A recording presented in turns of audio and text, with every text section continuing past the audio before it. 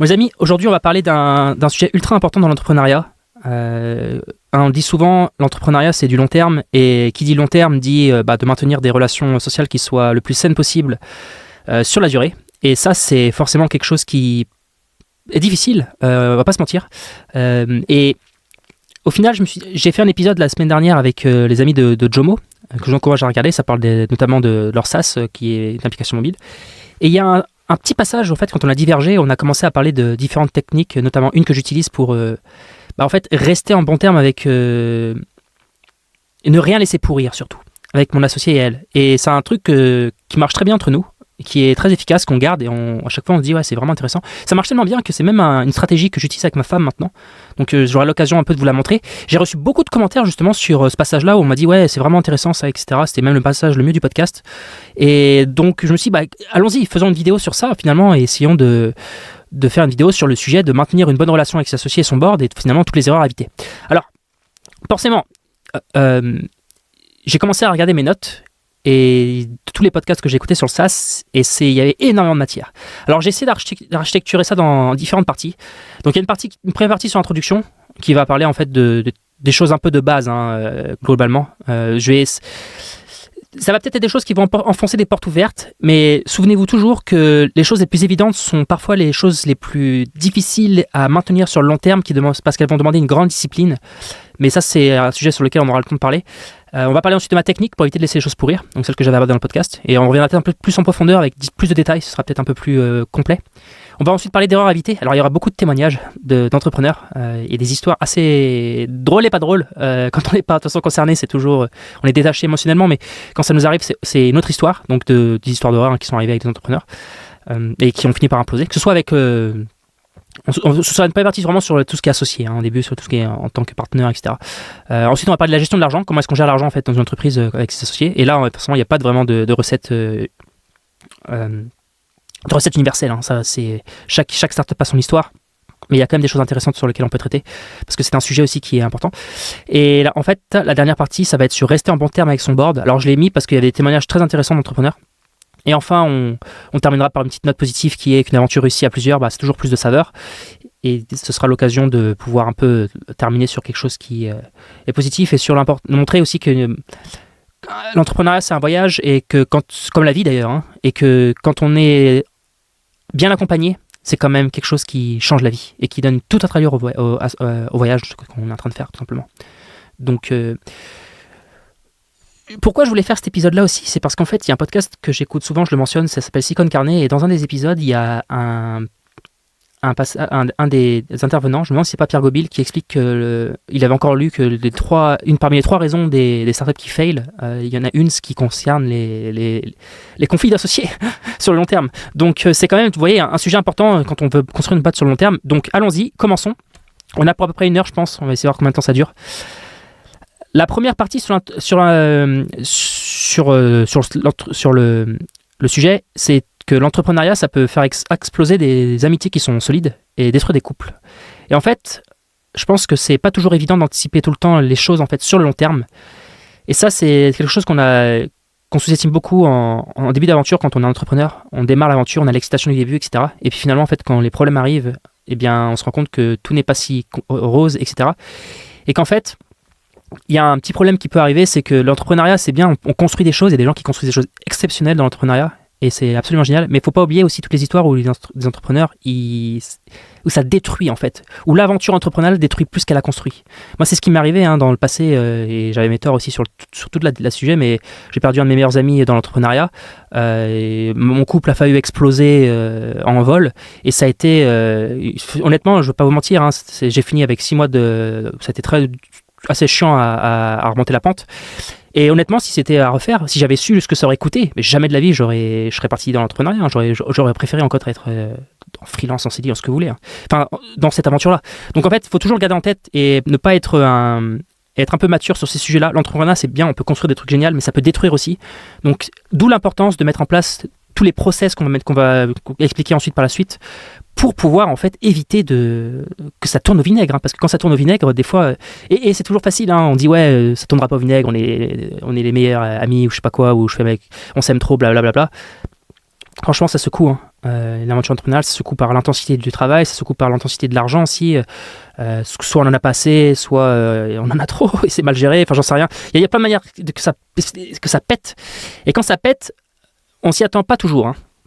Clairement, c'est pour ça d'ailleurs que c'est un peu les gens qui disent oh, mais comment ça se fait qu'ils n'ont pas vu ça ou ci ou ça. C'est souvent des gens qui sont en dehors de l'entrepreneuriat et qui ont jamais été dans les tranchées en fait dans l'entrepreneuriat, parce que bien évidemment on s'en rend pas compte. C'est quand tu as 150 000 problèmes à gérer, tu te rends pas compte en fait des pièges qui peuvent se mettre devant toi et tu fonces en plein dedans quoi. Et puis quand tu es dedans, c'est trop tard. Ou ça tourne au vinaigre. Donc là, j'en ai parlé, le conflit associé, c'est une des 3 raisons les plus probables qui font qu'une entreprise elle peut échouer à un moment donné dans sa vie. Et j'ai mis 3 quotes d'entrepreneurs dans le SaaS. La première, c'est de Clément-Henri de Solène qui expliquait que, notamment dans l'épisode qu'il avait démonté sur SaaS Club, que la clé au départ, c'est de s'associer avec les bonnes personnes. Et ça, on y reviendra également, parce que ça avait été notamment mis en valeur aussi dans un autre épisode par Thibaut Clément de Lumni. C'est que bien choisir son associé et les gens avec qui tu travailles, c'est ce qui est le plus essentiel, que ce soit les employés, les investisseurs, etc. Avec son associé, il faut des valeurs communes, des compétences complémentaires et des intérêts convergents. Ok ? Cela donne une tranquillité d'esprit qui est obligatoire. Et je pense que c'est ça aussi le mot-clé, la tranquillité d'esprit. Franchement, quand on est bien accompagné, on est tranquille dans sa tête. Et quand on est tranquille dans sa tête, on dort mieux. Et quand on dort mieux, on est plus efficace, etc. Et en fait, on ne se rend pas forcément compte. Mais la tranquillité d'esprit, le calme, ça c'est quelque chose qui n'a pas de prix. Franchement, c'est... Alors, pas toujours l'avoir, hein. Mais quand vous signez avec des gens qui ont des valeurs communes, hein, des compétences complémentaires et des intérêts convergents, et qui ne trichent pas sur le travail, qui travaillent dur, qui ne trichent pas sur l'argent, qui ne trichent pas sur l'honnêteté envers les clients ou n'importe quoi, eh bien ça, c'est quelque chose qui va avoir un énorme impact sur votre santé mentale, en fait. Hein. Et ça peut, dans toute votre vie, en fait, parce que votre santé mentale va refléter aussi sur votre couple, sur votre famille, etc. Et on continue en expliquant plein de bon sens que c'est déjà tellement dur de monter un business que si déjà tu n'es pas sûr que la personne qui est à côté de toi, vous allez pouvoir traverser ça de manière sereine, le niveau de difficulté, il vient de se multiplier par 5. Et ça, j'insiste vraiment sur ça. Quand vous n'avez pas confiance dans les gens avec qui vous travaillez, ou que vous êtes toujours en train de vous demander, comme en couple d'ailleurs, hein, vous êtes toujours en train de demander qu'est-ce qui se passe, etc., est-ce qu'il travaille assez, est-ce qu'il est en train de se moquer de moi, etc., ça vous flingue. Tous les gens qui sont passés là, ils savent exactement de quoi je parle. Ça vous fatigue. Et c'est pour ça qu'il faut mettre en place, j'en parlerai juste après, une technique d'une erreur, c'est avant de s'associer, de prendre son temps. Il ne faut pas tout de suite monter direct avec la personne. Prenez votre temps en fait. Ne vous associez pas directement. Et l'autre point qui est très important, c'est que bien dormir, c'est avoir les idées claires. Okay. On a même fait un épisode sur ça avec FG et Valérian sur la chaîne, donc n'hésitez pas à le regarder. Mais bien dormir, c'est avoir les idées claires et garder toujours en tête qu'on prend rarement les bonnes décisions quand on est exténué, qu'on mange mal et qu'on ne fait pas de sport. On prend rarement des bonnes décisions dans ces moments-là. Donc le sommeil, c'est clé. L'entrepreneuriat impose parfois un déficit de sommeil sur tout un truc. Et ne le sacrifiez pas, essayez d'être un minimum discipliné sur ça, parce que en fait... vous allez multiplier les chances de prendre des mauvaises décisions en fait, ou d'avoir des mauvais comportements. Alors maintenant on va passer un peu, une fois qu'on a passé sur cette introduction là, pour montrer en fait que l'association c'est quelque chose dans lequel il faut prendre son temps, etc. On va parler maintenant des techniques pour éviter de laisser les choses pourrir. Alors ça je l'ai mis directement en premier, mais c'est une technique que j'utilise qui permet de pouvoir éviter que les choses tournent au vinaigre.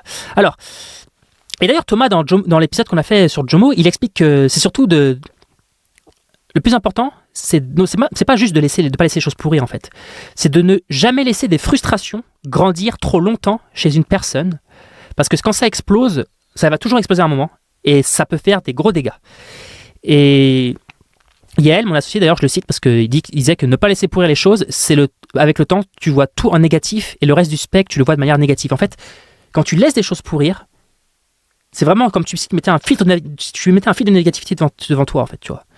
Et ça, c'est néfaste en fait pour l'entrepreneuriat parce qu'il y en a qui vont commencer à cogiter, qui vont commencer à et des fois se taire et garder ça pour eux pendant très très longtemps et tu le sens pas en fait, tu le sais pas, tu le vois pas, mais tu t'en finis par t'en rendre compte par souvent les trucs qui auraient pu être évités parce que vous n'êtes pas expliqué. Alors, Et Luc Palavidino du Sign explique que le plus important quand on est associé, c'est de parler énormément et de ne jamais avoir peur d'aborder les questions qui fâchent. Et ça, faut être courageux. Et il faut être très clair avec son associé dès le début. Au début, tout se passe bien, c'est cool, la vie est belle. On a l'excitation, on a l'énergie du début. Mais il y aura des questions qui fâchent à un moment. Et est-ce qu'on sera capable de les aborder ? Faut être honnête avec soi-même aussi et avec la personne en face. Est-ce que c'est une personne qui direct monte sur ses grands chevaux et vous le voyez direct, on ne peut pas parler avec lui ou avec elle parce que en fait c'est tout de suite une énergie incroyable qu'il faut mettre pour des mini-problèmes. Comme on dit, et la citation que j'aime bien qui est une tempête dans un verre d'eau, tu vois, à ce moment-là, ça va être dur de tenir sur le long terme en fait. Parce que ça veut dire que les moindres questions qui fâchent, va falloir prendre des pincettes, va falloir prendre des gants. Alors c'est toujours possible, hein, mais ça peut rendre l'aventure un petit peu pas très agréable. Et il explique, Luc, qu'il n'y a pas de mauvaise réponse, mais il faut que les choses soient dites. Qui prend les décisions finales ? Comment on se voit dans la boîte ? Est-ce qu'on veut revendre dans 3 ans ou y travailler toute sa vie ? Sur les questions de salaire, au niveau des besoins qu'on a actuellement dans notre vie, et ça c'est aussi une question d'ailleurs que j'aurais pu mettre dans la partie sur la gestion de l'argent, parce que forcément quand tu démarres ta start-up, t'as un jeune étudiant, un jeune qui sort de l'école, qui est tout seul, qui est célibataire, et un père ou une mère qui a 2 enfants, c'est pas du tout les mêmes demandes en termes de salaire. La ville aussi où ils habitent, etc. Et donc ça c'est pareil, c'est des choses à mettre en place et à être très clair là-dessus. C'est des questions qu'il faut aborder le plus vite possible. Et plus on les retarde, en fait, moins c'est intéressant. Et en fait, c'est comme un mariage. Et comme dans un mariage, il peut y avoir des divorces. Et les choses peuvent tourner au vinaigre. Ça arrive. Et quand ça tourne au vinaigre, c'est pas drôle. Hein. C'est pas drôle du tout. On pense toujours que, ok, ça coupe. Mais en fait, derrière, vous avez toujours des longs mois derrière l'aventure. Où l'aventure est terminée, en fait, vous avez des longs mois où c'est dur de se remettre en selle. Ça dépend après chacun son caractère, mais je sais que ça peut être... on est épuisé mentalement, etc. Et on peut même avoir des petits moments un peu dépressifs quand une aventure se passe extrêmement mal. Donc, l'entrepreneuriat, on peut construire l'entrepreneuriat, mais l'entrepreneuriat peut détruire aussi. Et ça, il faut toujours avoir en tête. Donc, mettez en place des process. Alors, comment est-ce qu'on fait, nous ? C'est très simple. J'avais entendu il y a longtemps à ce family, j'avais rencontré un mec qui avait une agence, et j'en avais parlé longtemps dans une vidéo, je crois que c'est sur le bootstrapping ou le soul funding, je ne sais plus. Il avait expliqué qu'il avait avec ses cofondateurs, ils étaient 3 dans la boîte, un truc qui s'appelle le fuck you meeting, ok ? Bon, alors le fuck you meeting, c'est en gros, il se mettait dans un café ou un bar, un restaurant, une fois tous les 15 jours ou une fois par mois, je sais plus. Et puis voilà, c'était un moment qui était réservé pour se dire absolument tout ce qui va pas. Et il y avait rien d'autre qui était dit dans ce meeting. Donc s'il y avait rien, en fait, ils le faisaient pas. En tout cas, ils essayaient d'être réguliers sur ce sujet-là. Et j'avais trouvé que c'était une bonne idée. Parce que là encore, rester en bon terme avec ce sujet, c'est une question de communication. Et comme il expliquait juste avant, il faut savoir aborder les questions qui fâchent. Mais savoir aborder les questions qui fâchent, c'est toujours la même chose. Est-ce qu'on les aborde dans l'instant, quand elles arrivent ? Ou est-ce qu'on attend une semaine ? J'en sais rien. Mais moi, je trouve qu'avoir un créneau, créneau qui est défini dans la semaine, où on y va, je trouve que c'est extrêmement intéressant parce que ça nous force en fait à y aller. C'est un meeting il est calé et on y va. Et donc c'est ancré en fait. Et ça permet d'être discipliné sur ça. Et donc, en partant de son idée du fuck you meeting, j'ai commencé à réfléchir. Et je me suis dit, ok, il y a 3 parties. Moi, je prends beaucoup de notes, tout le temps, vous pouvez le voir. Hein. Et j'ai une note sur mon iPhone, par exemple, quand j'utilise pas Notion. C'est un peu, je mets tout, mes fourre-tout, etc. sur l'application de notes sur iPhone. Et ce que je fais, c'est que j'ai une note avec Meeting with Yael. Et en gros, lui, il a la même chose aussi, il a la même note. Et on a 3 parties. On a les choses super, ok, les choses importantes, et les choses à améliorer. Donc en fait, on appelle ça les choses à améliorer, mais c'est les choses qui sont pas on n'appelle jamais ça les choses négatives, on appelle ça toujours les choses à améliorer. Et ensuite les choses secondaires. Ok ? Alors, je commence toujours par les choses super d'ailleurs. D'ailleurs, j'avais appris ça de Hugo Amsalem à The Family qui m'expliquait ça. Il disait tout le temps quand tu veux communiquer bien, tu fais pain, merde, pain. C'est-à-dire, tu dis un truc positif, un truc négatif, un truc positif. Tu termines par un truc positif. Et c'était une technique de communication qui est sûrement très connue, je sais pas, mais j'avais trouvé ça super intéressant. Et j'utilise des fois d'ailleurs. Et donc, pourquoi je commence toujours par les choses super ? C'est pour ça, mais c'est aussi pour une autre raison. C'est qu'en fait, dans une startup, votre associé, il va faire des trucs géniaux. Okay ? Des trucs où vous vous dites, bravo, putain, ça, j'aurais jamais pas fait. J'aurais pas réussi, tu vois. Ou, je sais pas, il va prendre une initiative sur l'AI, par exemple, et c'est vraiment bien, où il va faire un refactoring propre. Enfin, vraiment, il va faire un truc super. Il faut le noter. Parce qu'en fait, la culture du compliment, déjà, 1, elle fait du bien. 2, elle est gratuite. Et 3, ça vous permet aussi derrière de pouvoir donner de l'énergie et de la force à quelqu'un. Donc, quand quelqu'un fait des choses bien, moi je suis quelqu'un qui donne beaucoup de compliments et les gens qui qui m'entourent, ils le savent. C'est ultra important d'avoir la culture du compliment. Il faut s'encourager. Et même avec les employés. Par exemple, combien de fois il y a des employés qui sont dans des boîtes et en fait, on leur fait jamais de compliments. On leur dit toujours, même quand ils font des trucs super, par exemple, la personne elle reste bosser jusqu'à minuit ou 1h du matin ou 2h du matin, elle fait des sprints, elle arrive à atteindre la deadline, qui était déjà difficile à atteindre, pas de compliments, rien. Et ben en fait, moi je trouve que c'est naze, parce qu'en fait ça coûte rien. À quoi ça sert de dire bravo, mais je suis vraiment content de travailler avec toi, tu fais un très bon travail, j'apprends tous les jours, continue comme ça, tout se passe bien. C'est gratuit. Et vous ne pouvez pas savoir à quel point, que ce soit pour un employé ou même un associé, ça donne du baume au cœur. Et même à son conjoint dans la vie de tous les jours, ou à son fils, ou à son enfant, peu importe, à ses parents, qui vous voulez. Un ami, c'est la culture, un compliment, des fois, ça vaut tout l'or du monde en fait. Hein. Ça peut permettre de redonner une énergie positive à quelqu'un qui a passé une journée de merde, hein. Clairement. Hein. Ça peut changer ça peut changer sa journée. Hein. Donc il faut avoir cette culture du compliment. Et donc moi, à chaque fois que quelqu'un il fait un truc bien, je note dedans. Et d'ailleurs, j'ai la même note qui est basée sur la même structure avec ma femme, et à chaque fois qu'elle fait un truc super, pareil, je le note dedans. Et après, Yael et elle, on se voit le mercredi, une fois par semaine, au restaurant. Avec ma femme, c'est le dimanche, avec un dîner. Et voilà, et c'est un moment où on dépile. On va tout dépiler, ok ? Ensuite, on a une autre partie, c'est les choses importantes. Donc ça, c'est des choses qui vont être assez importantes, qui peuvent être amenées à... Ça peut être des choses qui concernent le produit. Ça peut être des choses on est indécis, qui nous bloquent. Ça peut être plein de choses. Voilà, les choses importantes. Ensuite, les choses à améliorer. Donc là, ça peut être tous les trucs que vous allez plus ou moins conseiller à votre associé de ne pas forcément refaire ou de questionner l'action qu'il a fait en quelque sorte. Par exemple, est-ce que la tâche sur laquelle il est depuis 2 semaines, elle est prioritaire ? Est-ce que c'est pas juste un kiff qui se fait et qu'on a une deadline et qu'on a un tonne de travail plus important à faire ? Est-ce que finalement ça c'est vraiment important et qu'on ne devrait pas le délayer ? Est-ce que la manière avec laquelle il a parlé sur Slack, j'en sais rien, il y a 2 jours, est-ce qu'il ne pourrait pas remodifier sa phrase pour la reformer d'une autre manière et pas mettre 3 petits points à la fin par exemple ou mettre des mots en majuscules, mettre des points d'exclamation, j'en sais rien, des trucs qui peuvent paraître agressifs et en fait lui il s'en rend peut-être pas forcément compte en l'écrivant, mais ça peut être perçu en fait, de manière négative pour l'autre et surtout voilà. Bon, ça peut être plein de petites choses comme ça à améliorer, hein. C'est tout ce que vous questionnez à la personne et on se dit qu'est-ce qu'on pourrait faire en fait pour améliorer ça. Et ensuite les choses secondaires, ça c'est tous les trucs qui sont secondaires qui sont vraiment facultatifs. Ça peut être des trucs en rapport avec la comptabilité, ça peut être des trucs en rapport avec un client qui a dit quelque chose qui était un peu important mais qui n'est pas forcément dans les choses importantes. Bref, ça a vraiment toutes les choses. Et donc on organise comme ça la note en 4 points. Et au fil de la semaine, voilà, du mercredi au mercredi, je la remplis au fur et à mesure. Et puis quand on arrive le mercredi au restaurant, on a déjà on parle en fait de tout ça. Et honnêtement, je trouve que c'est quelque chose qui marche super bien. Notamment, c'est elle qui avait trouvé le terme, il disait ça laisse pas les choses pourrir. Et il a raison, on ne laisse pas les choses pourrir. Et en ne laissant pas les choses pourrir, retenez cette phrase, on ne laisse pas les choses tourner au vinaigre.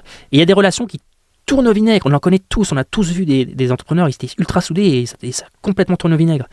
Et ça, chaque aventure entrepreneuriale, elle est unique. Et c'est qui d'ailleurs rend la chose difficile, hein. Et d'ailleurs même chaque couple est unique, c'est pour ça que c'est très difficile de juger un couple de l'extérieur. Mais c'est pour ça qu'il faut mettre en place ces process-là pour communiquer. Et je trouve que ce process-là, moi c'est un truc que je vais garder probablement peut-être toute ma vie, on verra bien. Hein.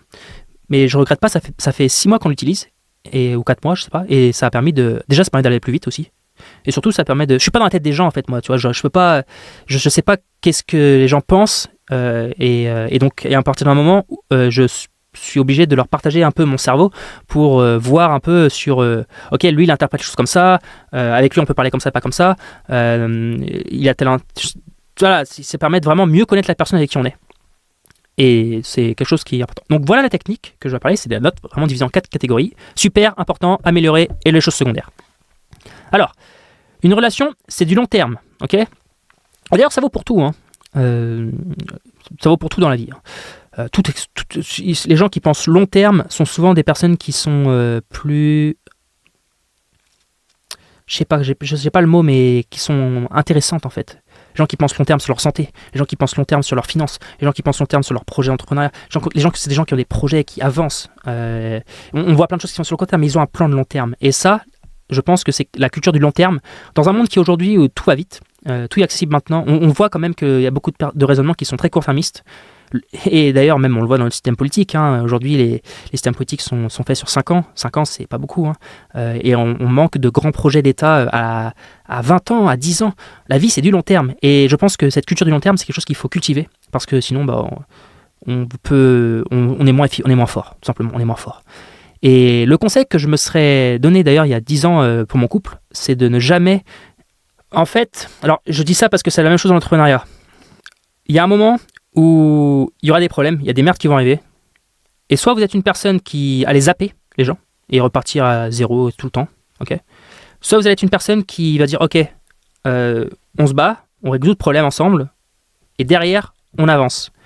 Mais c'est pas agréable de résoudre les problèmes des fois. Hein. Et il y a des fois on préfère mettre tout à la poubelle et repasser à autre chose, que ce soit dans notre vie sentimentale ou dans la vie professionnelle. Mais moi, le conseil que je me serais donné il y a 10 ans, c'est d'être la personne qui le plus souvent ne remet pas tout à la poubelle. Améliore. Et vous ne pouvez pas savoir le nombre de trucs où des fois je me suis dit c'est mort, c'est complètement fini, ça ne peut pas marcher. Et ça a pu continuer et la relation elle a été encore meilleure après. Ça m'est arrivé plusieurs fois. Mais par contre c'est un moment extrêmement difficile, d'ailleurs on perd des cheveux.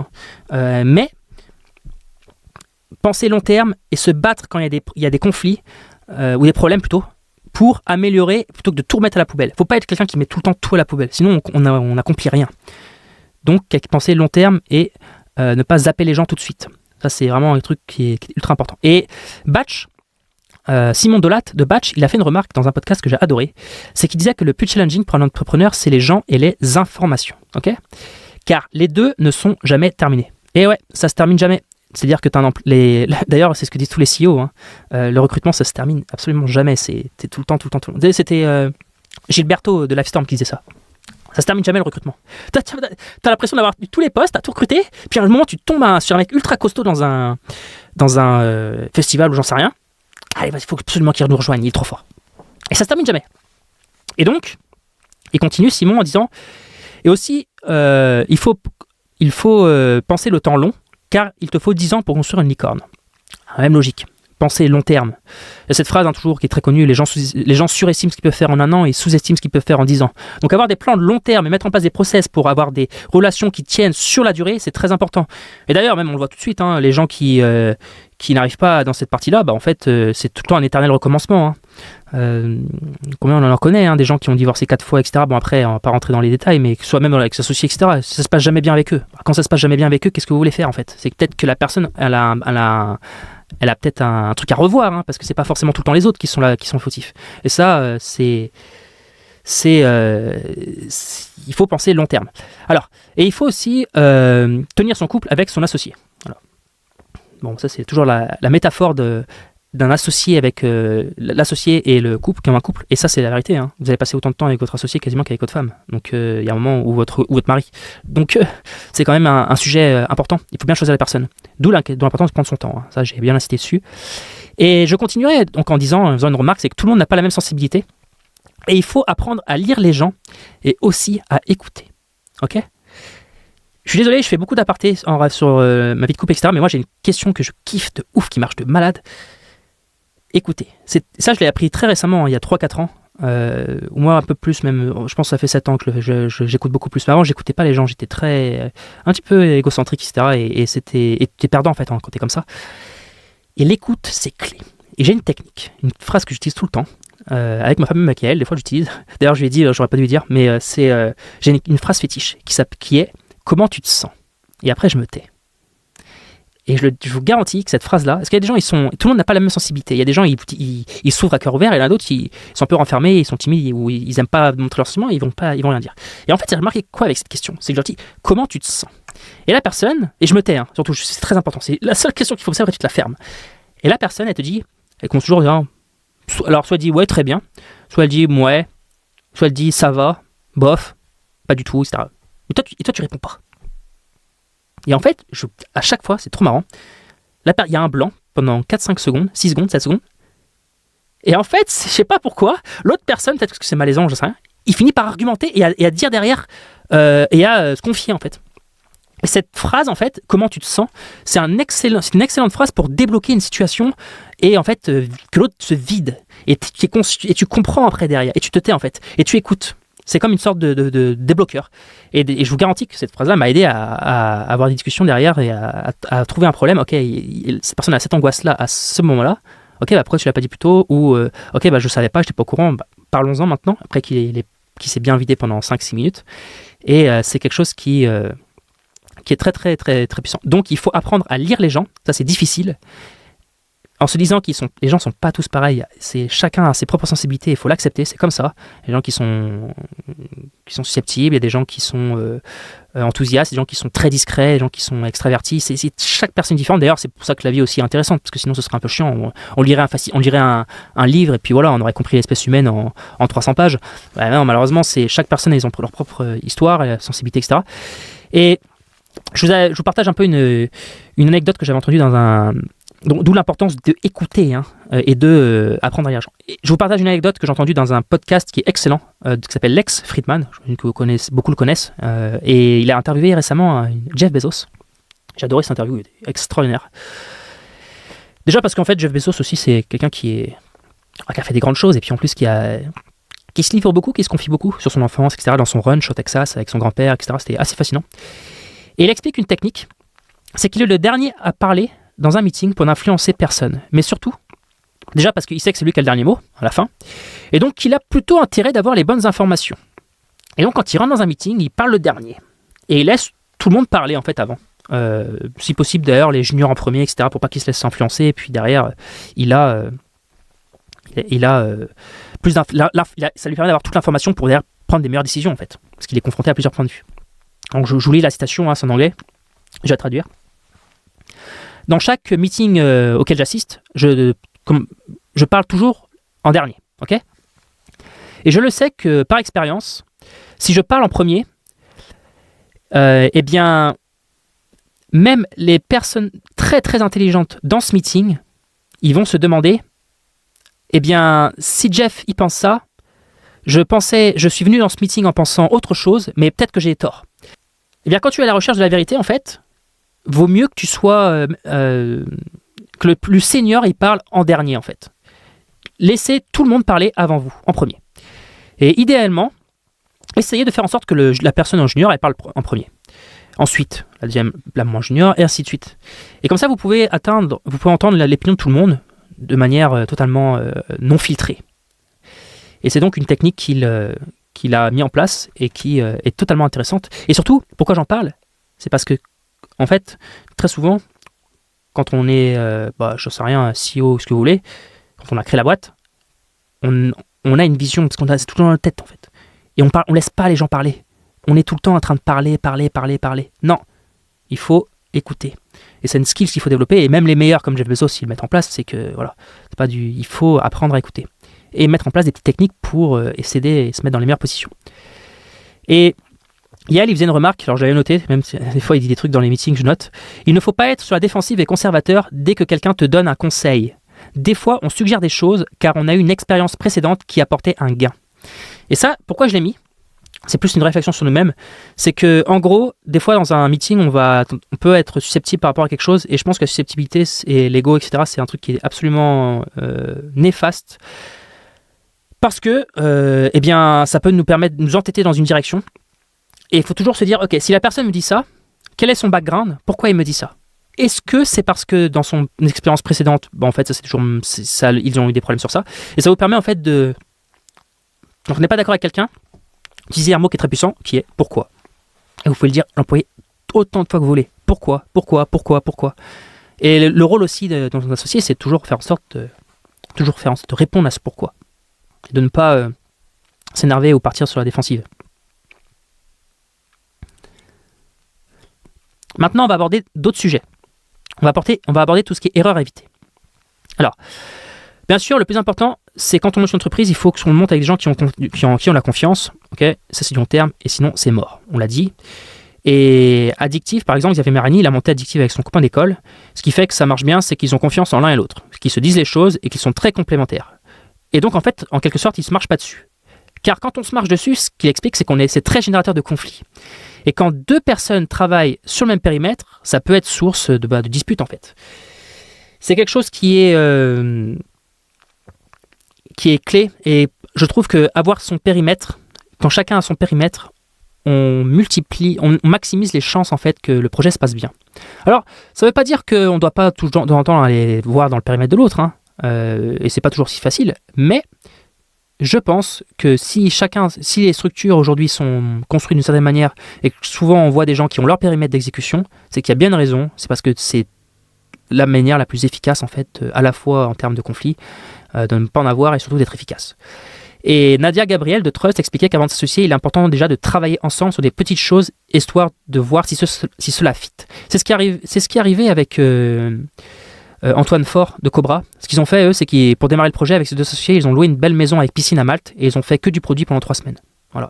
Alors au début, c'est même pas une boîte, hein, c'est un projet. Commencez comme ça, en fait, sur les petites choses. Il y a cette phrase aussi des fois qui disent qu'il faut voyager avec la personne avant pour voir comment il réagit, je sais pas... comment il réagit quand il y a une longue queue, comment il réagit quand il n'y a pas ce qu'il veut dans l'avion, comment il réagit quand ou elle réagit quand je sais pas, il y a un problème. Est-ce qu'elle panique tout de suite? Est-ce qu'elle le règle calmement? Est-ce qu'elle s'énerve sur les autres? C'est des petits détails qu'on voit souvent dans des environnements en vacances, et c'est pour ça que c'est toujours intéressant d'aller voyager un peu avant, avec son associé avant ou de passer du temps avec lui en fait avant de commencer à faire des choses concrètes et se taper dans la main et dire allez, on monte une boîte ensemble. D'abord il y a des checkpoints qu'il faut mettre en place, au moins pour s'associer de choses de base. Et très souvent, c'est Jérémy Boissino de Favicon qui disait ça, très souvent il y a des divorces associés quand on n'a plus confiance en l'autre ou qu'on n'est plus prêt à l'écouter quand il nous dit des choses désagréables. Ça revient à ce qu'on disait sur les questions qui fâchent. Quand on arrive dans ce moment-là, c'est le début de la fin souvent. Quand on n'est plus prêt à écouter la personne quand il nous dit des choses désagréables, c'est mauvais signe. Et j'en viendrai d'ailleurs sur un point qui est... alors là, c'est moi qui... peut-être que d'autres personnes ne sont pas d'accord, mais c'est mon opinion. Quand vous avez un doute au début de votre aventure sur votre associé, dans les 6 premiers mois, partez, ne restez pas. Je sais que c'est dur de tout mettre à la poubelle, mais c'est souvent la meilleure chose qui puisse vous arriver. Car une mauvaise association dans le business, en fait, ça n'a pas forcément un impact sur vous, mais ça a aussi un impact sur votre famille. Et même si vous essayez de faire office de digue pour les protéger, ça se voit sur vous, en fait. Les gens ne sont pas bêtes qui vous entourent, ils le voient.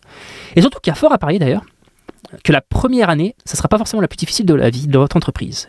Donc si déjà ça se passe mal la première année, il y a forte chance que vaut mieux faire autre chose.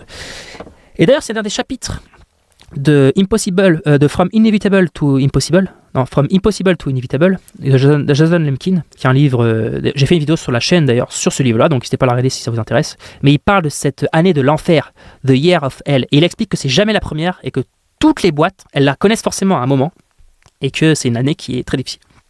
C'est jamais la première. Et qu'il l'a vu dans... C'est quand même un mec qui a de l'expérience, hein. Il a investi dans une tonne de SaaS, et d'ailleurs, je crois que j'ai vu une vidéo sur lui dernièrement, je crois qu'il a fait 700 millions de profits sur ses SaaS, sur ses investissements SaaS. C'est quand même pas mal, 700 millions. Donc, il y a... donc voilà, si ça se passe mal dans les 6 premiers mois, franchement, tapez-vous dans la main et faites autre chose. Vraiment, hein. Parce que l'entrepreneuriat, ça peut détruire. Et des fois, il vaut mieux rester amis et se dire, ok, bon, on n'est pas fait pour bosser ensemble, ou j'en sais rien, ou le contexte a fait que ça n'a pas fonctionné, que de détruire une amitié, ou, pire, de détruire à la fois votre amitié, de perdre votre temps, une partie de votre argent, et en plus d'avoir votre couple qui saute derrière. Et les entrepreneurs qui ont perdu leur conjoint pendant leur expérience entrepreneuriale, j'en connais plein. Et c'est des fois, le prix n'en vaut pas la chandelle. Enfin, le jeu n'en vaut pas la chandelle, plutôt. C'est l'expression, je crois. L'autre point important, en fait, c'est qu'il y a des lignes rouges. Et vous devez absolument prendre le temps de vous connaître. Moi, par exemple, j'ai une ligne rouge. Et c'est le travail. Je ne supporte pas, quand je travaille à fond, et que je fais 8 heures de boulot, que la personne en face d'eux. Ça m'est arrivé dans d'autres expériences entrepreneuriales. C'est un truc que je ne supporte pas. Je considère que quand on prend un risque, et ça arrive à tout le monde, en fait c'est un problème classique dans les associations, c'est qu'il y en a toujours un ou deux qui travaillent à fond et le troisième qui ne travaille pas assez parce que je sais pas, il a cru que c'est Club Med ou j'en sais rien. Ça, c'est une ligne rouge pour moi. Et il faut être clair, en fait, il faut se connaître. Pourquoi je dis que c'est une ligne rouge? C'est parce que ça crée une telle frustration dans ma tête que ça me pourrit mes journées. C'est comme ça, je suis comme ça, et c'est important de se connaître pour justement définir ces lignes rouges, se protéger et après être clair avec la personne en face, dès le début de l'aventure. Donc il y en a d'autres, c'est, j'en sais rien, faut que ce soit carré au niveau de l'argent, ou je sais pas, chacun a ses lignes rouges. Moi sur l'argent, je vous avoue que je suis pas du tout, je suis pas vraiment en centime près, c'est pas vraiment, j'ai jamais me dit, mais par contre sur le travail, c'est vrai que c'est quelqu'un qui est, donc il faut se connaître. Et ça, quand on est, d'ailleurs, j'ai vu beaucoup d'entrepreneurs qui ont clashé justement parce qu'il y en avait un qui travaillait, je sais rien, 10 heures par jour, quand l'autre en fait il en fait 2. Il était réveillé au milieu de l'après-midi, puis il travaille 2 heures et il repart faire ses trucs à gauche à droite. Ça, c'est la recette pour un désastre annoncé très souvent. Parce que ça crée du ressentiment et que, en fait, voilà. Et je continue en disant que j'avais entendu d'ailleurs un meet-up à The Family qui était ouf. Et le mec, il avait dit, je me souviens de cette phrase, il avait dit le CEO, il a 3 rôles. Il a 3 rôles. Alors, il avait bien plus que ça, mais en fait, dans sa conférence, il parlait de ces 3 rôles-là. Il disait lever des fonds, 2, recruter les talents, et 3, c'est là que j'ai noté, aligner les intérêts de tout le monde. Et à la fois des investisseurs, des employés, entre les cofondateurs, etc., les clients. Tout ça, c'est quelque chose qui est difficile. Et c'est son rôle au CEO de faire en sorte que les intérêts soient tout le temps alignés. Et c'est très difficile, ça demande un travail quotidien. Encore plus quand la boîte devient le produit, parce qu'au début, on travaille sur son produit, tu vois. Puis quand la boîte elle devient énorme, c'est la boîte qui devient le produit. Et là, c'est aligner les intérêts de tout le monde, c'est compliqué. Et tu peux perdre... j'ai rien que aligner les intérêts des employés, c'est dur, alors... Et ça, c'est un truc qui a été revenu d'ailleurs de Luc Palladino qui disait que c'est très important qu'il y ait un alignement sur la vision et les attentes personnelles entre les associés, les business angels et les fonds. En fait, ce qui s'est passé avec eux, c'est que les envies, elles ont différé à un moment avec leurs business angels et ils ont dû se séparer. En gros, il y en a un qui voulait faire un champion européen et l'autre qui voulait faire une boîte rentable qui avance à son rythme. Voilà, le problème classique qui peut arriver d'ailleurs entre les associés. Hein. Des associés qui se réveillent à un moment et qui veulent juste faire un business lifestyle et d'autres qui veulent faire un empire. Et ça va demander beaucoup de communication et un vrai... qu'il y en a un des deux qui fasse un compromis, si c'est possible. Et si c'est pas possible, ça va tourner au vinaigre. Notamment parce que voilà, les intérêts c'est pas la même vision. Et il continue en disant que surtout que c'est pas les mêmes attentes et les mêmes décisions qui sont prises quand on cherche l'un ou l'autre et on finit par en fait atteindre un point de rupture à un moment donné. C'est exactement ce que je viens de dire. Et c'est pas le rôle d'une boîte de changer les gens. Et sa remarque, elle est totalement pertinente. Ça aussi, c'est une question qui est une erreur à éviter. C'est de savoir où est-ce qu'on va, où est-ce qu'on veut aller. Et ça change, hein. Il y a des gens qui pendant 4 premières années de leur vie, ils veulent pas avoir d'employés. Pas du tout, ils sont anti, voilà. Et puis d'autres, en fait, et puis après, dans les années qui suivent, ils sont 20 employés. Et d'ailleurs, ouais, j'en ai vu plein, et c'est quelque chose qui, les gens changent avec le temps. Mais en tout cas, c'est bien d'être à l'instant T, quand même aligné un minimum sur la vision, d'où est-ce qu'on veut aller, au tout début de l'aventure. Tout en reconnaissant nous-mêmes que cette vision, elle peut évoluer dans les années à venir et qu'on peut changer, parce qu'on ne reste pas toujours les mêmes. Et il faut apprendre à reconnaître très vite quand on peut ou on ne peut pas faire des compromis. Ok ? C'était une autre anecdote d'ailleurs de Jeff Bezos, expliqué dans le podcast là, avec Lex Fridman. Et il expliquait qu'il ne faut jamais arriver à un point où en fait, pour résoudre la situation, tu dois exténuer l'autre. Tu dois arriver à un point où l'autre est exténué. En fait, il y en a un des deux qui est tellement exténué qu'il lâche. Pour l'escalade, ça parle, c'est très très néfaste pour une équipe, totalement néfaste. Et il y a en fait, des fois, il faut apprendre à faire un compromis parce que c'est exténuer l'autre pour arriver à la décision, que ce soit l'un ou l'autre, en fait, c'est une manière pas top. Et ça peut arriver dans des divisions difficiles, en fait, mais si c'est trop récurrent, c'est compliqué. Ici, là, c'est qu'il y a un truc qui est pourri. Vous avez besoin en fait de votre énergie pour la recherche de la vérité. Et il y a beaucoup de cas où en fait on ne sait pas où la vérité se trouve. C'est lui qui le dit. Hein. Et savoir faire des compromis, c'est souvent ça peut souvent être une meilleure décision qu'arriver justement dans une guerre de l'attrition. Lui, son point sur ça, c'est qu'il parle beaucoup d'agilité. Et il expliquait que votre capacité à prendre rapidement des décisions, qui passe des fois par apprendre à faire des compromis, justement, c'est ce qui va améliorer votre vélocité, ce qui va vous permettre de pouvoir avancer beaucoup plus vite quand on est dans les niveaux de scale.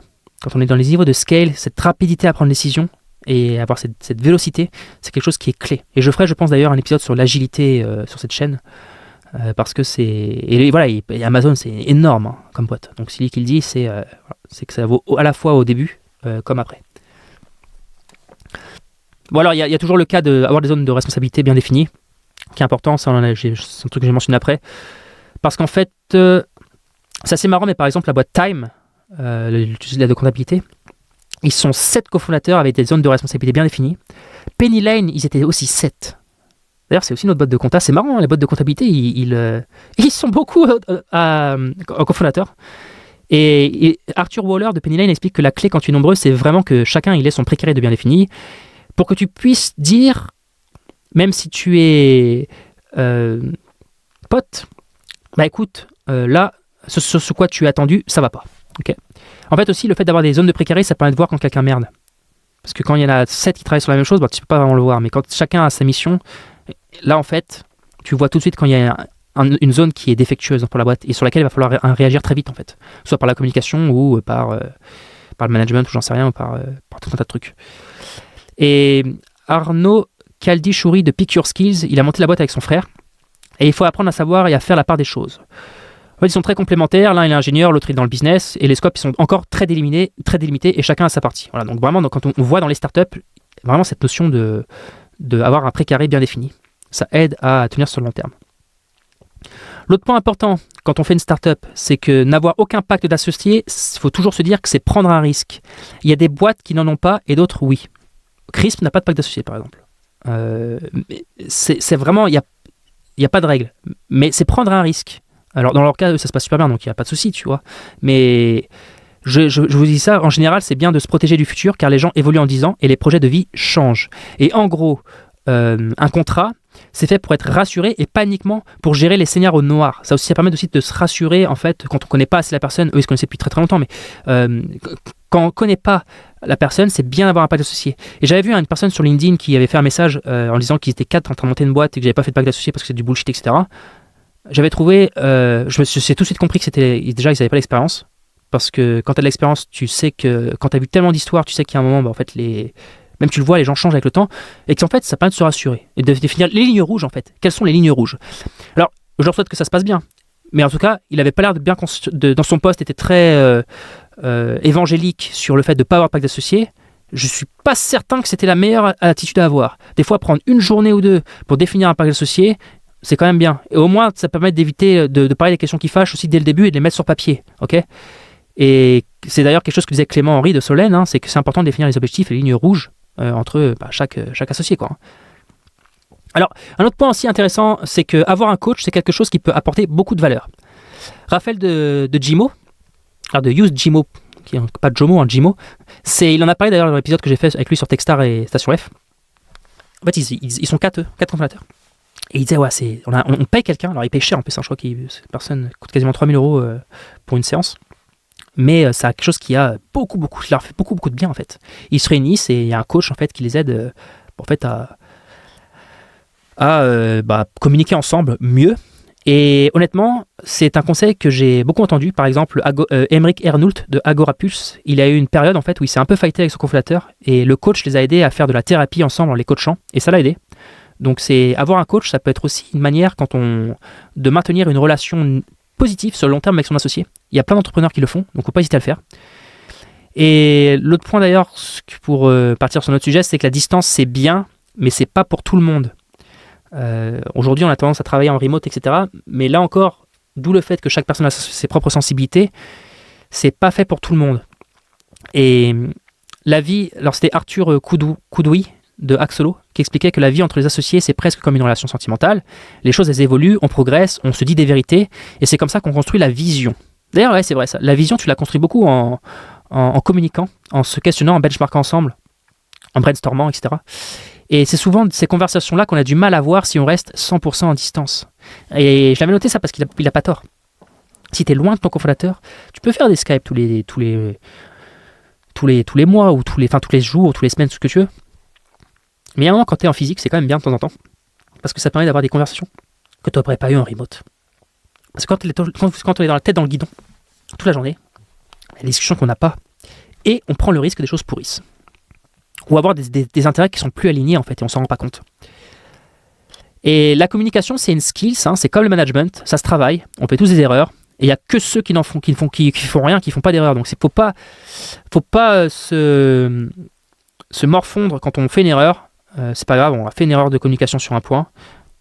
on la fixe, on en parle, et derrière, on s'améliore. Et d'ailleurs, c'est Alexandre Louisi de Upflow qui expliquait que tout le monde dans sa boîte, ils sont formés à la communication non violente.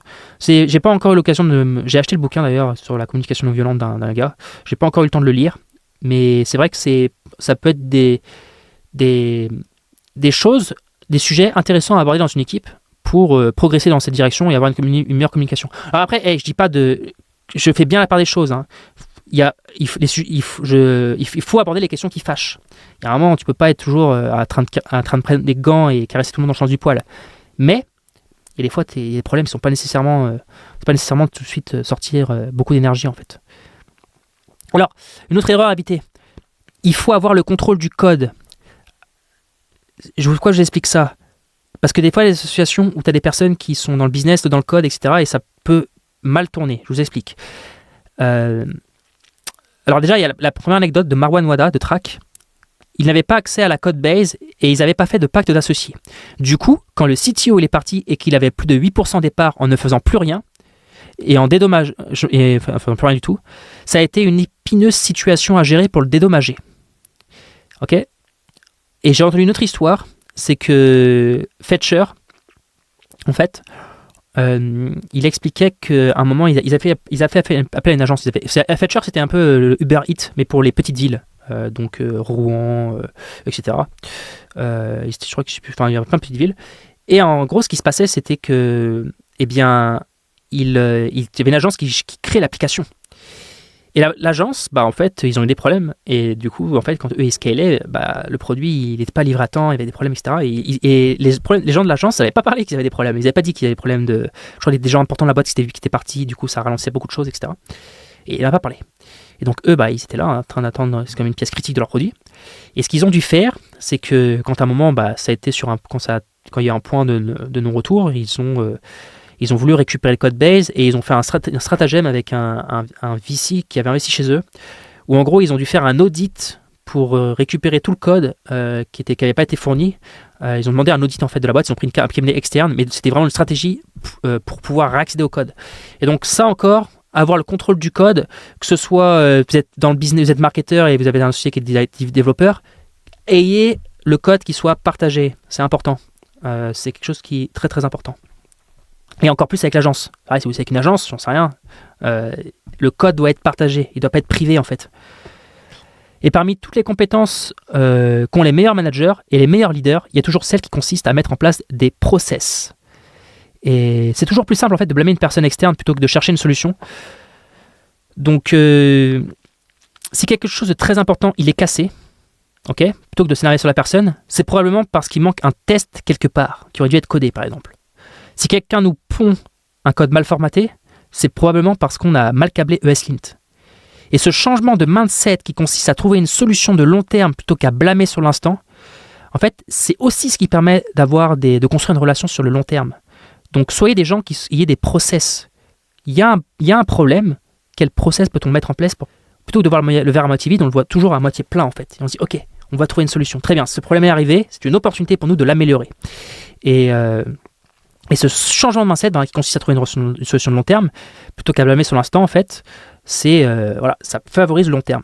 Par contre, pour faire ça, il faut mettre son ego de côté et surtout réussir à mettre en place, c'est pas son ego, mais c'est plus ses frustrations. Et on est tous des gens frustrés, à plus ou moins grande échelle. Mais voilà. Cette frustration-là, des fois, d'ailleurs, c'est pour ça que le yoga, c'est important, j'en fais pas. Le yoga, les méditations, tout ça, tout le genre, parce qu'en fait, ça permet de canaliser ses frustrations aussi, je pense. Moi, j'en sais rien. Mais la frustration, voilà, c'est quelque chose qu'il faut toujours mettre en place. Donc voilà sur les erreurs à éviter. Maintenant, on va avoir une partie un peu plus courte sur la gestion de l'argent. Alors, il faut faire confiance à ses associés, mais ça ne vous donne pas de regarder de temps à autre ce qui se passe. J'ai des histoires un peu qui vont vous faire sourire, mais qui ne sont pas forcément drôles quand ça nous arrive. Il y a une boîte à The Family qui... alors, je ne dirais pas qui c'est, déjà parce que j'en sais rien, mais j'ai entendu l'histoire. Un des partenaires, c'est qu'en fait, il y avait une boîte qui avait levé de l'argent, donc beaucoup d'argent. Et puis, à un moment, la vie de la boîte passe, la vie prend son chemin, etc. Et puis, il y a de moins en moins d'argent. Et donc, qu'est-ce qu'ils font ? En fait, ils commencent à éplucher les comptes et ils se rendent compte qu'il y a l'un des cofondateurs qui, le week-end, très régulièrement, pas tous les week-ends, mais assez régulièrement, en fait, il partait à Amsterdam Et il payait avec la carte de la boîte, en fait, la drogue et la prostitution aussi. Et donc, forcément, quand ils se sont rendus compte de ça, ils ont porté... Ils se sont... Ça a sûrement parti dans la justice, etc. Mais c'était trop tard, en fait. Et parce qu'à aucun moment, personne n'avait été voir. Et tu te dis, mais c'est fou quand même, que les gens s'en rendent compte quand il y a des problèmes d'argent. Mais c'est parce que, on est tous de la tête dans le guidon, en train d'avancer, on fait confiance aux gens. Mais, voilà, des histoires comme ça, il y en a plein. Ça arrive sûrement tous les mois, il y en a une nouvelle qui arrive en France, peut-être même tous les jours, j'en sais rien. Mais il faut faire confiance, mais ça ne vous empêche pas de temps en temps de d'éplucher les feuilles de compte et de voir un peu, ok, bon là ça va pas, tu vois. Et d'ailleurs, Christophe Pasquet de Slight, il explique qu'il avait monté une boîte avec un associé dans le passé, mais il a dû se séparer car il s'est rendu compte qu'il y avait de l'argent qui manquait. Et ça, des boîtes qui se rendent compte que soit il y a l'abus de biens sociaux, soit il y a des problèmes en rapport avec l'argent, on en connaît tous, il y en a plein. Et c'est quelque chose qui est plus courant qu'on le pense et sur lesquels je pense que c'est bien de temps en temps de regarder en fait, ne serait-ce que pour se rassurer. Mais par contre, il faut toujours faire confiance aux gens. Moi, je considère que la confiance, c'est clé. Si t'as pas confiance dans tes associés, c'est mort, fais autre chose. Ou alors, je sais pas, parle-en avec eux pendant longtemps parce que c'est hors de question de faire quelque chose où t'as pas, faire une boîte avec. C'est comme si t'as pas confiance avec. Comment tu veux faire une famille avec ton conjoint si t'as pas confiance en lui? C'est mort. Tu te fais du mal plus à toi-même qu'autre chose. Il y a parfois des différences de salaire très importantes aussi entre les fondateurs d'une même entreprise. Et ça, c'est quelque chose que j'ai vu de mes propres yeux.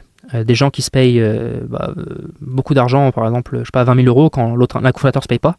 Ce que je voulais expliquer, c'est qu'il n'y a pas de bonne manière de faire. C'est un deal qui est entre vous, qui peut évoluer et il n'y a pas de solution unique. C'est à vous de voir comment chacun se rémunère dans la boîte. Et c'est une discussion à avoir avec les gens. Parce que voilà. Il faut l'avoir. Il faut l'avoir. Et d'ailleurs, même le plus tôt possible. Ça permet aussi de voir un peu aussi comment. On n'a pas tous la même manière de gérer l'argent en fait. Il y en a qui sont plus dépensiers, d'autres qui sont plus. Qui stockent plus l'argent, bref, j'en sais rien. Et la gestion de l'argent elle est critique parce que l'entrepreneuriat, c'est un jeu de cash. Et ça, c'est une de mes leçons d'il y a 10 ans. C'est quand tu n'as plus de cash, c'est terminé. Et quand tu n'anticipes pas ça, c'est la merde. Tu finis par jeter beaucoup de choses à la poubelle. Donc l'entrepreneuriat, c'est un jeu de cash. Et aussi, soyez pas immature. S'il y en a un qui a besoin de plus d'argent que l'autre, car c'est un père de famille, n'en faites pas une source de frustration. Franchement, passez au-dessus de ça. Vous n'êtes pas à 10 000 euros près. Un SaaS qui fonctionne sur le long terme, c'est pas une petite source de revenus que ça génère. C'est beaucoup d'argent. Quand vous dépassez, ça peut faire beaucoup d'argent un SaaS. Donc si vous croyez dans votre projet et que la personne, elle a des besoins plus importants parce qu'elle a des responsabilités que vous ne savez pas forcément, parce que vous n'avez pas d'enfant ou j'en sais rien, n'en faites pas tout un foin en fait. Soyez pas immature et ayez du recul sur les choses. Une boîte qui fonctionne sur le long terme, je sais qu'il y a beaucoup d'impôts en France, mais c'est beaucoup d'argent qui arrive dans notre poche aussi. Donc voilà, il faut quand même rester un petit peu lucide, on va dire. Alors maintenant, on va parler d'une dernière partie, c'est sur rester en bon terme avec son board. Je l'ai mis aussi parce que c'est pas toujours la même manière on ne fonctionne pas avec son board de la même manière qu'on fonctionne avec ses associés, et il y avait des choses très intéressantes qui ont été dites. Alors, la première chose, et j'ai expliqué ça avec une histoire, c'est que la vulgarité, c'est pour les clowns. Les gens qui sont vulgaires, c'est des clowns. Et il faut jamais manquer de respect aux gens. Je sais qu'on vit dans une période où, même on voit dans la politique, il y a de plus en plus de vulgarité, dans les médias aussi. Et ça, les gens, la société a tendance à manquer d'élégance. Et en fait, je vais vous raconter une histoire qui s'est passée avec un entrepreneur. Il y a une boîte qui avait un board. Et dans ce board-là, il y avait un monsieur qui était plus âgé, soixantaine, etc., qui était blindé. Et qui avait mis de l'argent dans cette startup pour des déductions fiscales. Okay, donc je ne sais même pas s'il devait croire dans leur projet, mais il n'était pas forcément super enthousiasmé. Enfin, en tout cas, il ne partageait pas du tout la même vision que ces gens-là. Et il avait les fondateurs, et il avait pris le cash. Les fondateurs avaient pris le cash parce que ils en avaient besoin, et en plus le mec il avait la déduction fiscale, donc voilà, tout le monde était content. Très grave erreur. Parfois ça peut marcher, mais pourquoi c'était une très grave erreur? Eh bien parce que visiblement ils n'avaient pas du tout la même vision, et pendant un de ces meetings, ce qui s'est passé, c'est que le CEO, ils avaient une décision importante à prendre. La personne un peu plus âgée qui était dans le board leur a fait comprendre que c'était une décision pourrie, qu'il ne fallait pas faire comme ça. Et le CEO a regardé la personne et lui a dit, écoute, vieux schnock, toi, de toute façon, tu connais rien, tu n'as rien à nous dire, on va faire ça, que ça te plaise ou non. Ok ? Et ce qui s'est passé, c'est que la personne, forcément, elle a été extrêmement vexée, et elle est partie. Ok ? Et à un moment, il y a eu une proposition de rachat pour racheter cette boîte des mois plus tard, peut-être des années plus tard, j'en sais rien. Des mois plus tard, je crois que c'était assez rapide après. Et genre 6 mois, 18 mois, entre 6 et 18 mois. Et ce qui s'est passé, c'est que en fait, le gars déjà qui était, le vieux monsieur qui était blindé, et en fait, il n'a pas voulu signer. Et il a empêché la vente de se faire. Parce qu'il aurait, même s'il avait de l'argent à se faire, en fait, il leur a dit, écoute, il n'a pas voulu signer. Parce qu'il a dit, en fait, vous m'avez manqué de respect, vous êtes des petits cons, il est hors de question que je signe, même si je perds de l'argent, c'est pas mon problème, je m'en fous, de toute façon le mec était blindé, donc il s'en foutait. Et il a empêché le deal de se faire. Et je peux vous dire que les fondateurs, ils se sont sentis ils ont dû transpirer dans ce moment-là. Et j'en reviens pour une chose, c'est qu'on ne manque jamais de respect aux gens. La vulgarité, c'est pour les clowns. Et ça, c'est un truc qui est... C'est mon avis. Vous pouvez être vulgaire. Je l'ai vu plein de fois, des gens qui font des excellentes argumentations, des super argumentations, etc. Et après, je sais pas, ils se mettent à insulter le président de la République ou j'en sais rien qui. Et tu dis, mec, ça contraste tellement avec ce que tu viens de ton discours, ton argumentation était propre. Et tu termines ton argumentation par une insulte. Ouah, mec, tu casses tout ce que tu viens de faire là. Je sais pas, la vulgarité, c'est pour les clowns. Vous n'avez aucun intérêt à être vulgaire.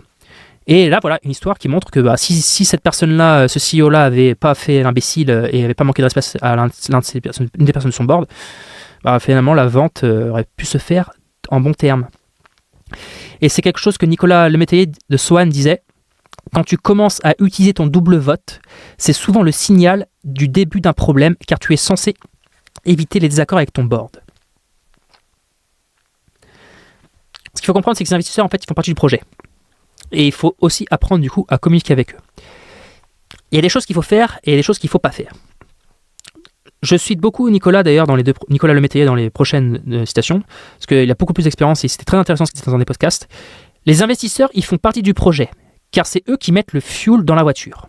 En revanche, ce sont les dirigeants qui la conduisent. Et ce n'est pas du tout les mêmes compétences. La relation qu'il faut avoir avec eux, c'est 1. La transparence, 2. La communication, mais il ne faut pas rentrer dans un niveau de détail trop opérationnel. Ça, c'est un truc que j'ai beaucoup entendu d'ailleurs. Ils n'en ont rien à faire de savoir comment vous allez utiliser l'argent pour recruter X, Y, Z à tel poste. Eux, ils veulent comprendre la vision. Ils veulent comprendre où est-ce que vous allez et vos objectifs. C'était même un gars qui avait dit ça d'ailleurs. Je cite après d'ailleurs, c'est un podcast Silicon Carnet ça. Et il termine en disant ce sont des choses qui se sont aperçues avec le temps. Il s'est rendu compte avec le temps. Et il va plus loin, Nicolas, en expliquant que c'est essentiel d'aller chercher du feedback, notamment auprès des fonds ou des investisseurs, parce que c'est essentiel pour savoir si on va dans la bonne direction et ça permet de créer de la confiance. Ouais, il ne faut pas hésiter à aller chercher du feedback auprès d'eux. Ça montre aussi que vous avez que vous êtes ouvert d'esprit, que vous êtes prêt à vous remettre en question. Mais attention, il faut faire attention, car cela peut aussi envoyer l'image que l'entrepreneur est perdu. Car tu as des investisseurs qui ont besoin de voir que le CEO comme un visionnaire qui sait exactement où il va. Il faut réussir à cerner les personnes sur qui on peut se reposer un peu plus que les autres et avoir une relation différente. C'est-à-dire que voilà, il y a des gens avec... Et encore cette notion de savoir lire les gens. Des gens avec qui vous allez pouvoir être un peu plus transparent, vous livrer, et d'autres avec qui vous n'allez pas pouvoir le faire.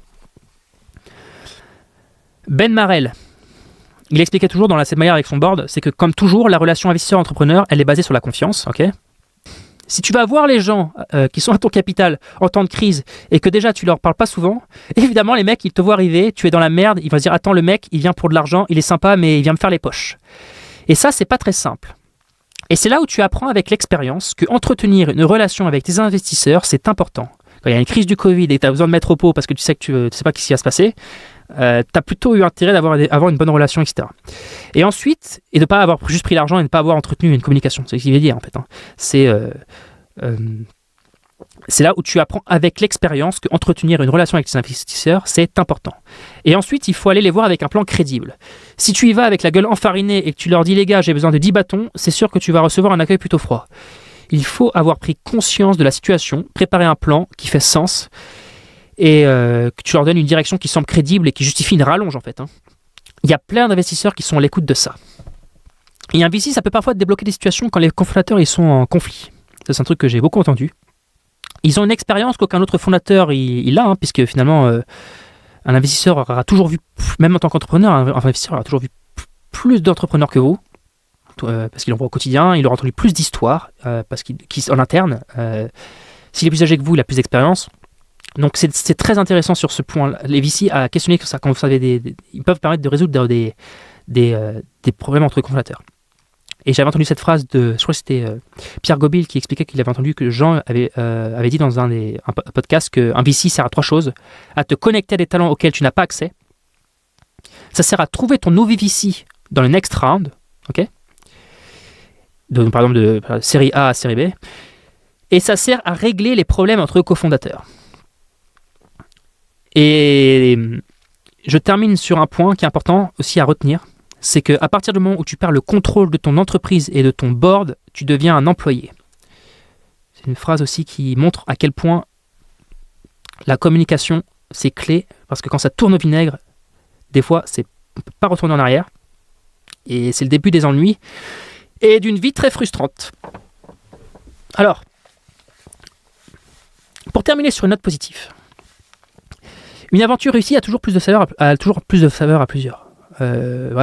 Moi, un de mes films préférés, c'est Into the Wild, et à la fin d'Into the Wild, d'ailleurs, qui est un livre à la base, il y a cette phrase qui est finalement que la personne elle se rend compte que le bonheur il existe que s'il est partagé en fait, et il a le mérite d'être vécu que s'il est partagé. Et honnêtement, c'est toujours plus intéressant de faire les choses à plusieurs. Moi, j'ai démarré d'ailleurs ma boîte tout seul parce que j'avais pas trouvé de cofondateur au début, et il fallait que j'avance, donc je suis parti, j'ai avancé, j'ai fait mon truc. Et je pense que ça n'a jamais été un problème. Je sais que des fois, on a tendance à dire que le slow funding, c'est...